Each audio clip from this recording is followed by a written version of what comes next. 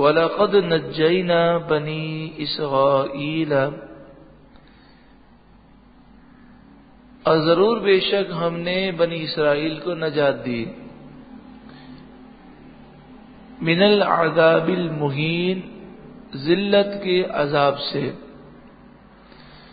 من فرعون، فرعون کے عذاب سے، فرعون جو تکلیف دیتا تھا اس سے، انہ کان عالیا من المسرفین، بے شک وہ متکبر حد سے بڑھنے والا تھا، وَلَقَدِ اخْتَرْنَاهُمْ عَلَى عِلْمٍ عَلَى الْعَالَمِينَ، اور بے شک ہم نے انہیں دانستہ چن لیا اس زمانے والوں میں سے، یعنی بنی اسرائیل کو ہم نے اس زمانے والوں پر فضیلت عطا فرمائی، وَآتَيْنَاهُمْ مِنَ الْآيَاتِ مَا فِيهِ بَلَاءٌ مُبِينٌ، اور ہم نے انہیں وہ نشانیاں عطا فرمائیں جن میں صریح انعام تھا، إِنَّ هَؤُلَاءِ لَيَقُولُونَ، بے شک یہ کہتے ہیں، یعنی کفار مکہ یہ کہتے ہیں، بات اصل میں کفار مکہ ہی کی چل رہی تھی، اور دوران کلام یہ فرمایا گیا کہ جس طرح پچھلے نبیوں کو جھٹلایا گیا آپ کو بھی کفار جھٹلاتے ہیں، جس طرح وہ ہلاک ہوئے اس طرح یہ کفار بھی ہلاک ہوں گے۔ اور پھر اس کے بعد یہاں بنی اسرائیل کا واقعہ بیان کیا گیا، ان ہی الا موتتنا الاولی، کفار مکہ کہتے ہیں کہ ہمیں تو صرف ایک ہی دفعہ مرنا ہے، وما نحن بمنشرین، اور ہم اٹھائے نہ جائیں گے، ایک دفعہ مریں گے اور پھر دوبارہ نہیں اٹھیں گے، لہذا جو مزے کرنے ہیں دنیا ہی میں کر لیں۔ لیکن مومن کا جو تصور ہے اور جو یقین ہے وہ در حقیقت بالکل صحیح ہے کہ اصل جو زندگی ہے وہ مرنے کے بعد شروع ہوگی، اور اس اصل زندگی کے لیے جو کچھ کرنا ہے اس دنیا کی زندگی میں کرنا ہے۔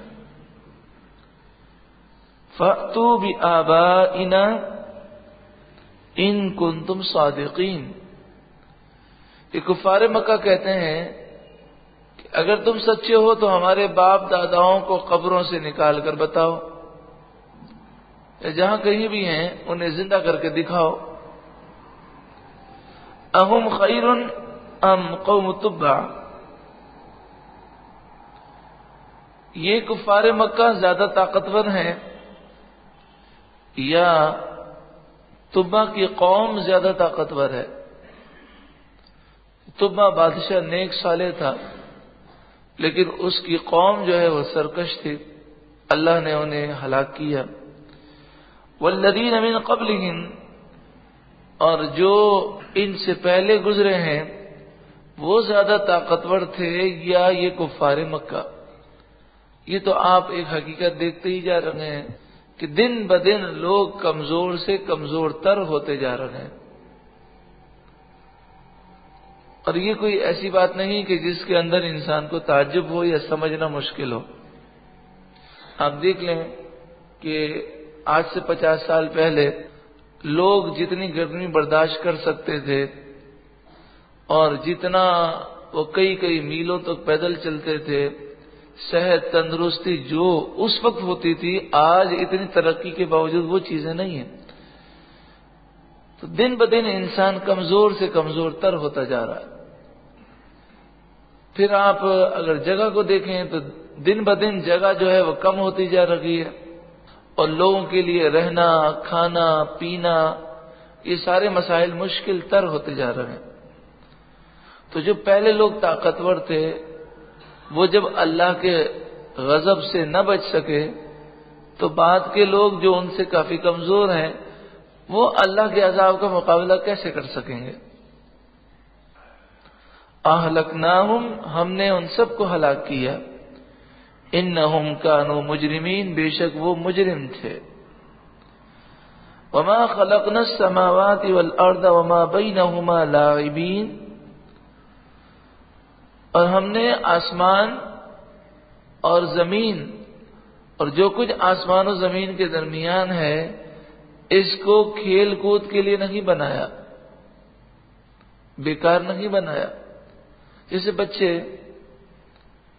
جب وہ کھیلتے ہیں مٹی میں تو کھیلنے کے لیے وہ ایک مٹی سے گھر بناتے ہیں، پھر جب ان کا دل بھر جاتا ہے تو اسے توڑ کر اپنے راستے پر چل دیتے ہیں۔ تو اگر اس دنیا کے بعد آخرت نہ ہو تو گویا کہ یہ دنیا کھیل کود کے لیے بنائی گئی، ایسا نہیں ہے، بلکہ اس دنیا کا ایک واضح مقصد ہے، وہ یہ ہے کہ لوگ اس دنیا میں رہیں اور رب کی عبادت کریں، اور جو رب کی عبادت کرے اسے اللہ تعالیٰ صلہ اور اجر عطا فرمائے۔ ما خلقناہما الا بالحق، ہم نے آسمان و زمین کو حق کے ساتھ بنایا، ولکن اکثرہم لا یعلمون، ہاں لیکن اکثر لوگ جانتے نہیں ہیں۔ ان یوم الفصل میقاتہم اجمعین، بے شک فیصلے کا دن ان سب کی میعاد ہے، یعنی سب کو مہلت دی گئی، اور کل بروز قیامت سب کا فیصلہ ہوگا۔ یوم لا یغنی مولا عن مولا شیئا،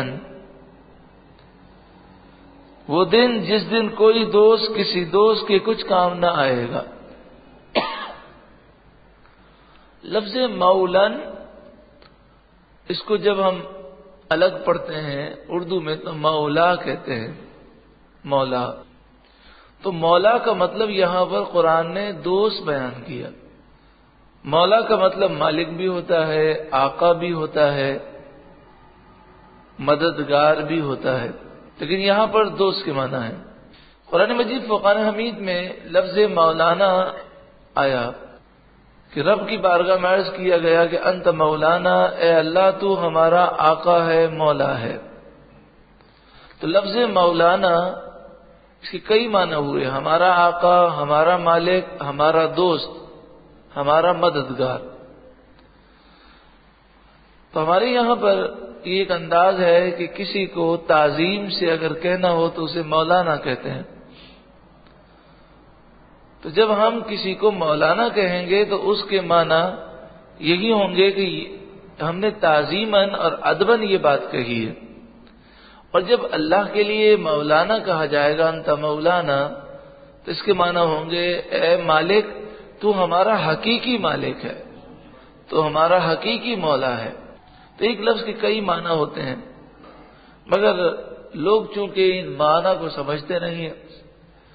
آج کل لوگ اگر کسی پر غصے ہو جائیں، ناراض ہو جائیں، اور اس نے اگر سر پر ٹوپی رکھی ہوئی ہو یا وہ نماز کے لیے جاتا ہو تو لوگ اسے کہتے ہیں او مولانا کیا کر رہے ہو؟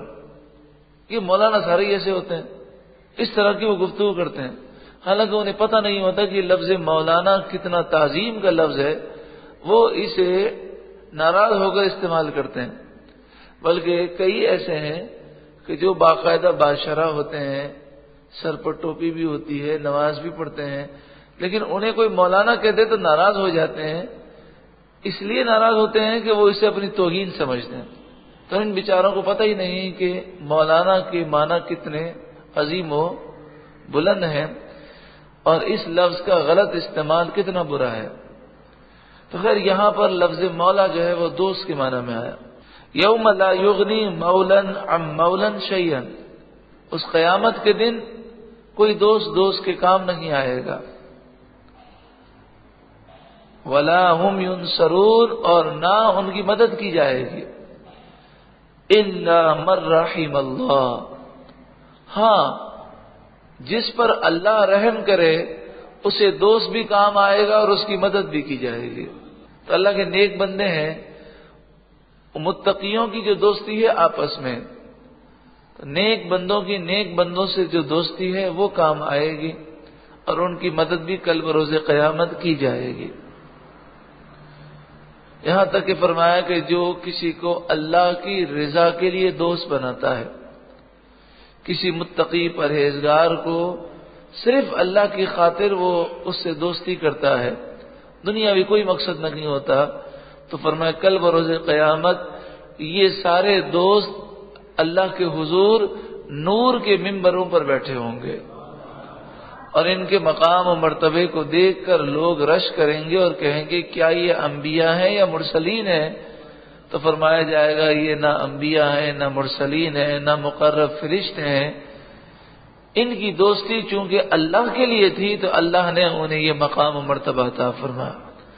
اب دیکھیں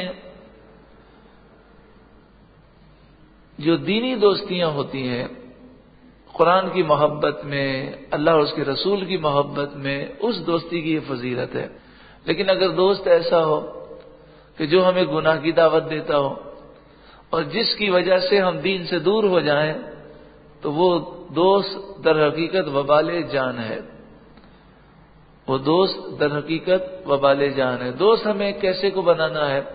حدیث پاک میں فرمایا تمہارا دوست وہ ہے جسے دیکھ کر تمہیں خدا یاد آ جائے، اور جب تم اللہ کا ذکر کر رہے ہو تو وہ تمہاری مدد کرے، اور جب تم اللہ کی یاد سے غافل ہو تو وہ تمہاری غفلت کو دور کر دے۔ انہ هو العزیز الرحیم، بے شک وہی عزت والا مہربان ہے۔